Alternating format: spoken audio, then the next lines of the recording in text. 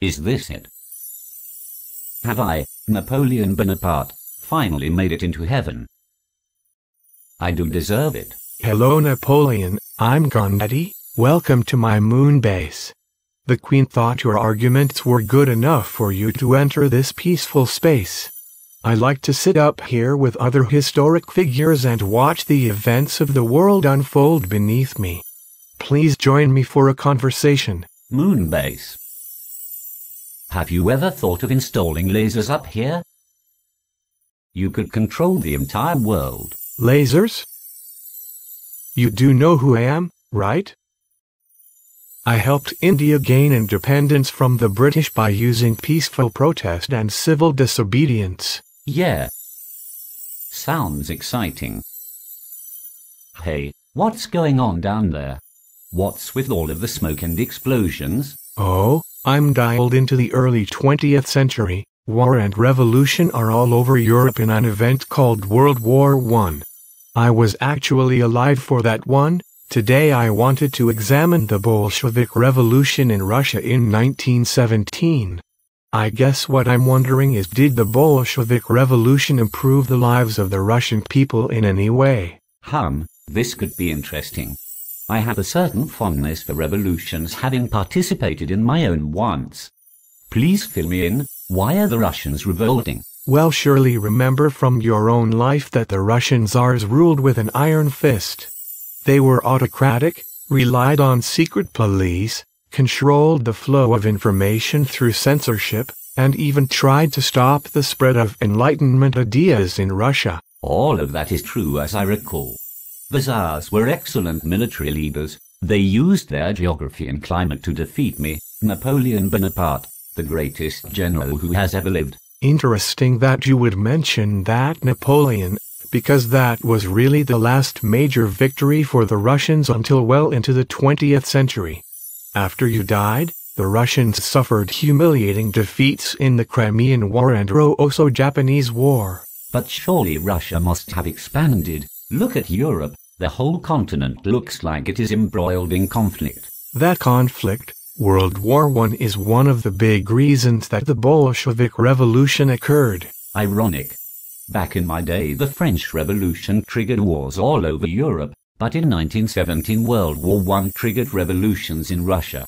Explain to me how this happened. Well, World War I was a bloody and gruesome conflict for all of the nations involved, but no nation suffered more greatly than Russia. Because of its autocratic government and lack of a large bourgeois class, Russia had not really industrialized by the beginning of the 20th century. This meant that they lacked the guns, tanks, munitions, and other tools of war that their enemies, strong industrial nations like Germany, had. The Russians only had one gun for every 3 soldiers on the front. Monday Dew. I know, right? The chances of surviving the war were so bad that when a peasant was drafted into the army, his village would throw him a big going-away part/funeral. I am beginning to see the problem here. That is not the only problem in Russia during the Great War. In addition to the high mortality rates on the war front, there was a serious lack of food. Food from the countryside was confiscated by the government to be used for the army. Many poor people starved to death during the first 3 years of the war. Where was the Tsar while all of this was going on? Surely he must have seen the problems. There is no way he could have been as inept as Louis XVI of France. Sadly, he was. In addition to his poor leadership skills, he was married to a German princess who was hated and distrusted by the Russian people because Russia was at war with Germany. The people were upset that the Tsar would not make any meaningful democratic reforms, and that he was throwing away people's lives on the Eastern Front. Wow, that sounds a lot like the political situation in France before the Revolution of 1789. Once Vladimir Lenin made his way back into Russia following his exile in Germany, the Russian people were ready for revolution. He simply fanned the flames. Ah yes, Lenin, he was the leader of the Bolsheviks, right. A group of communist revolutionaries who believed that a small, elite group could lead a revolution that would transform Russia. I like his style. Believe it or not, Lenin and the Bolsheviks didn't start the revolution. The Russian Revolution began in March and led to the overthrow of the monarchy. But the provisional government did not end Russia's involvement in World War I, nor did it make any significant improvements to the lives of the people. I see. So like me. Lenin took advantage of a weak government and overthrew it. That's right. He promised the Russian people three things: peace, land, and bread. That got him the support of the rural peasantry and the Soviets in the major cities. In November he led another revolution that toppled the provisional government.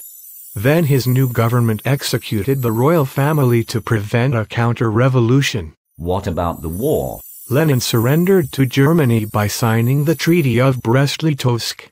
This treaty ceded huge swaths of land in western Russia to Germany, but it ended Russia's involvement in the Great War. Did that end the revolution? Not exactly. A civil war broke out between the new communist government's army, the Red Army, and a pro-Tsarist army called the White Army.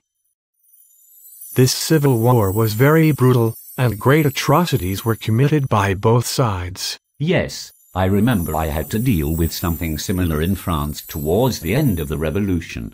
We called it the White Terror. I crushed their rebellion. Military strength is not the only way to solve a problem. Perhaps, but I bet that is how Lenin won the war, right? True. He did. But it was a tough war. The White Army got support from Britain and France. Wait a second. Weren't Britain and France Russia's allies during World War I? They were, but they felt betrayed by Lenin's surrender to the Germans because it allowed the Germans to direct the full power of their military onto the Western Front. If not for the arrival of the Americans, Germany might have won. In addition to that, they were not happy that Lenin's government embraced communism as their economic philosophy. Why? After all, Lenin's policy of war communism during the Civil War was as devastating to the Russian people as the Tsar's economic policies during World War I. So then why wasn't there a third revolution? Because Lenin realized war communism was a disaster, and soon as the Civil War was over he introduced the new economic policy. This actually strengthened the Russian economy by blending some elements of capitalism, like the right for the peasants to own their own land and sell extra crops for profit, into a mostly communist system. Well then, it sounds as if the revolution was a success. Lenin delivered on his promises of peace, land and bread. What is there to discuss? Well, although the economy improved under Lenin, human rights and government oppression continued to be big problems under the new regime. Although Lenin renamed Russia the Soviet Union, he maintained secret police and policies like censorship that had been common under the Tsars. Human rights problems continued to get worse after Lenin died under his successor, Joseph Stalin. How did Stalin make life worse for the Russian people? He eliminated all of the elements of capitalism Lenin put in place with the new economic policy when he introduced the 5-year plans. What is wrong with that? Stalin's 5-year plans took the peasants' land away. Land they were promised and given by Lenin.